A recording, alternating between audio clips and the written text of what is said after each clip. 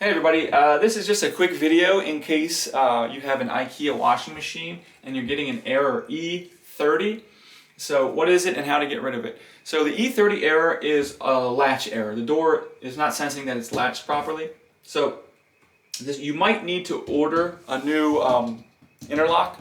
But before you order a new interlock, because that's going to cost you money, I would check a couple things first. Check and just make sure there's nothing that's preventing the door from closing properly. Like if you have clothing that's hanging out when you try to close the door, or if you have a whole bunch of buildup of gunk around the door or around the seal that would prevent getting a proper close. And also check inside your latch, make sure there's no lint or gunk that's worked its way in there that's preventing it from working properly.